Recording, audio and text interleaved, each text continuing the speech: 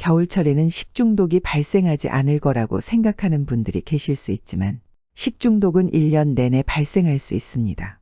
특히 겨울철에는 노로바이러스 식중독이 여름철보다 더 빈번하게 발생합니다.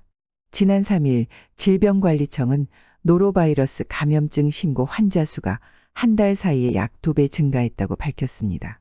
노로바이러스는 보통 11월부터 다음 해 4월까지 집중적으로 발생하기 때문에 각별한 주의가 필요합니다.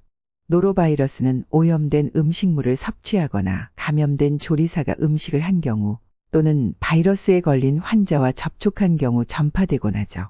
노로바이러스에 걸리게 되면 1에서 2일간의 잠복기를 거쳐 구토와 복통이 일어나고 설사가 시작됩니다.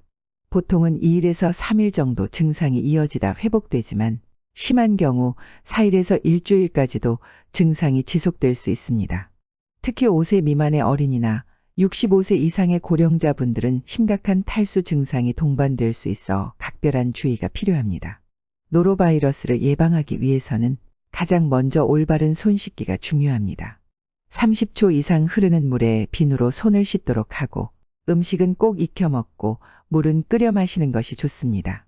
특히 굴이나 조개와 같은 어패류는 잘 익혀 섭취해야 하는데요. 최소 85도씨 이상에서 1분 이상 충분히 익혀야 합니다. 과일과 채소 또한 깨끗하게 세척한 뒤 먹어야 합니다.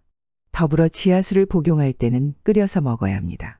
두 번째로 겨울에는 온도가 낮아 오랜 시간 음식물을 보관하는 경우가 많죠.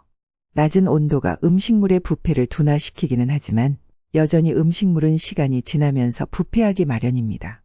적절한 시간 내에 섭취하도록 하고 얼린 음식물이라고 할지라도 해동 과정에서 손상될 수 있기 때문에 주의를 기울여야 합니다. 세 번째, 음식 조리 환경을 깨끗이 관리해야 합니다. 겨울철에도 조리도구와 식기류 등을 관리하는 데 소홀하지 않도록 신경 써야 합니다. 또한 겨울철에는 실내에서 많은 사람들이 함께 음식을 섭취하는 경우가 많은데요. 본인이 복통이나 설사 등의 증상이 있다면 다른 사람을 위해 주의를 기울여야 합니다. 마지막으로 만약 노로바이러스에 감염됐다면 가족들과 생활 공간을 분리하고 화장실을 사용할 때도 반드시 변기 뚜껑을 닫고 물을 내려 바이러스 확산을 막아야 합니다.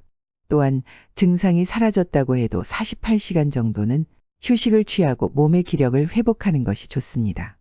더불어 충분한 수분을 섭취해 탈수가 발생하지 않도록 주의를 기울여야겠습니다. 오늘은 겨울철 식중독에 관해 살펴봤습니다.